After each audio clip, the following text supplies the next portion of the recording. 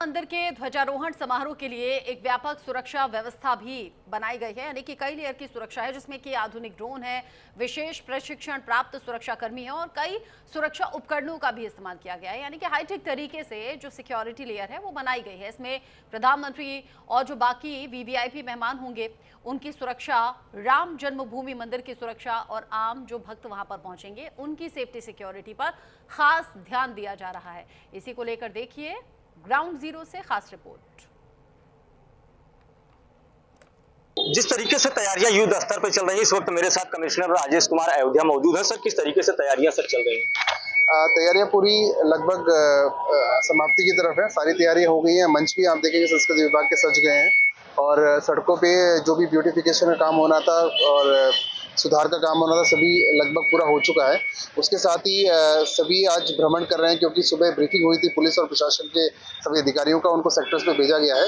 तो उनके सेक्टर से उनके बारे में जानकारी ली जा रही है। अगर आपके कोई और आवश्यकता हो तो वो उनको बढ़ा दी जाएगी। तो सारी तैयारियां पूरी हैं।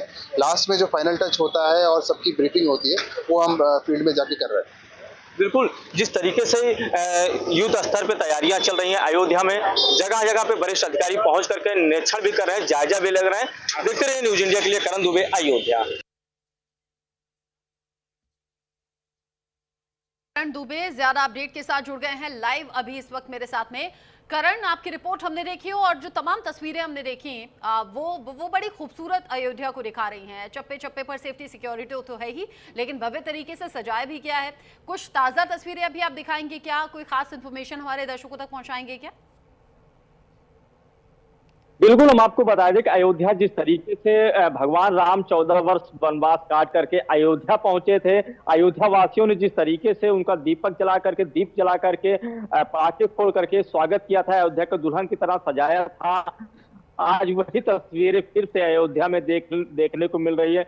जिस तरीके से हर मंदिर के जो प्रमुख गेटें हैं उनको बिल्कुल फूलों की लड़ियां से, अनेकों प्रकार के फूलों से उसको सजाया और संवारा जा रहा है बिल्कुल। और जो मंदिर के अंदर की बात करें तो वहां की जो तैयारियां और ही भव्यता है, उसको देखने के बाद भगवान रामलला का जो गौरव, आस्था और जो भारतीय संस्कृति है उसका भी जो संदेश है वो भी देखने को मिल रहा है। क्योंकि पूरी अयोध्या आज राममय हो चुकी है। हर गलियों में सिर्फ जय श्री राम का नारा गूंज रहा है। जो भी भक्त अयोध्या पहुंच रहे हैं वो भी एक बार अयोध्या को देख रहे हैं कि अयोध्या कैसी थी, अयोध्या कैसी हो गई।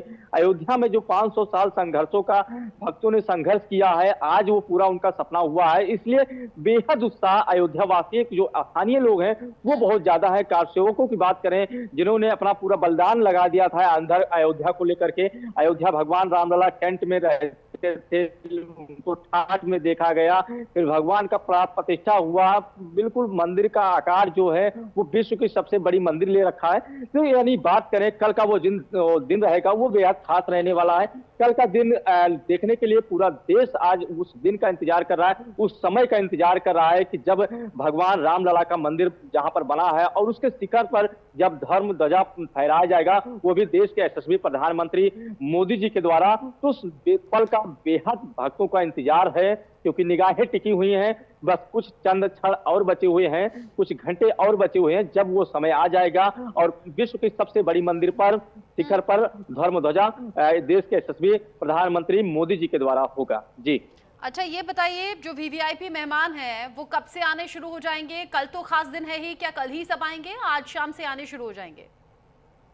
जो वीआईपी लोग हैं वो आज शाम से ही आना शुरू हो जाएंगे। उनके लिए बिल्कुल एक अगर हम व्यवस्थाएं की बात करें तो उनके लिए व्यवस्थाएं खास रखी गई हैं। उनके लिए जो मंदिर में जब वो प्रवेश करेंगे तो गेट नंबर 3 से उनको एंट्री की जाएगी। वहां पर उनके लिए व्यवस्था बनाई गई, वहां पर सिक्योरिटी हाई अलर्ट की गई है। अगर उनकी बात करें तो उनके लिए इतना खास व्यवस्था है कि उनकी पार्किंग कहाँ है, पार्किंग पे वो अपनी गाड़ी लेके जाए, फिर पार्किंग से मंदिर के अंदर तक जाने के लिए उनको बस का या ई रिक्शा का भी प्रबंधन किया गया है, कि जिससे उनको फिर अंदर में बैठने की सीट का है और सीट पर अंकित भी किया गया है, इनकी लिस्ट भी लगी हुई है। यानी पूरी तरीके से जो वीआईपी मूवमेंट के लोग आएंगे यहाँ पर उनके लिए खास तैयारियां की गई हैं। वो अयोध्या पहुंचेंगे तो उनके सुरक्षा में या कोई और भी दिक्कत, कोई भी असुविधा ना होने पाए, इसके लिए जिला प्रशासन ने पूरी तैयारी कर ली गई। अगर हम बात करें आज शाम को तो 3:30 बजे उत्तर प्रदेश के मुख्यमंत्री योगी आदित्यनाथ जी पहुंचेंगे। एक बार फिर से वही तैयारियां जो हुई हैं उसको देखने के लिए वो प्रधानमंत्री का कल यहाँ पर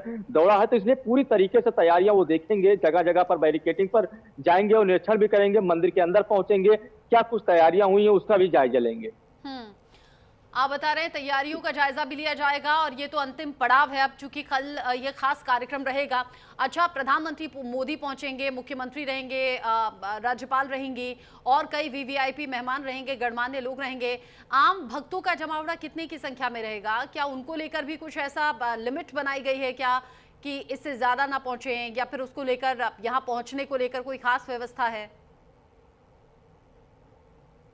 देखिए, कोई ऐसी इस तरीके से व्यवस्था नहीं की गई, लेकिन ये है कि जो दर्शन है वो नहीं हो पाएंगे। आमतौर पे जो भक्त हैं वो अयोध्या पहुंचे, लेकिन जो दर्शन करने की बात हो रही है उस पर थोड़ा सा रोक है, लेकिन भक्त जो हैं वो पहुंच रहे हैं बस ये देखने के लिए कि मोदी जी का एक झलक उनको देखने को मिल जाए। इसलिए भीड़ भी बहुत ज्यादा उमड़ चुकी है यहाँ पर, कि लोगों का जिस तरीके से जमावड़ा है वो सिर्फ मोदी जी का एक झलक पाने के लिए वो भी पहुंच रहे हैं। लेकिन उत्साह की बात करें तो उत्साह बिल्कुल पूरी तरीके से अयोध्या वासी के लिए पूरे देश का है, क्योंकि वो अयोध्या देखेंगे किस तरीके से अयोध्या बना है, अयोध्या का मंदिर कैसे है, आसपास की जो सड़कें थी वो कैसी हैं, यानी पूरी तरीके से अयोध्या जिस तरीके से सजा और संवारा गया है उसको देखने के लिए भी भक्त उमड़ रहे हैं।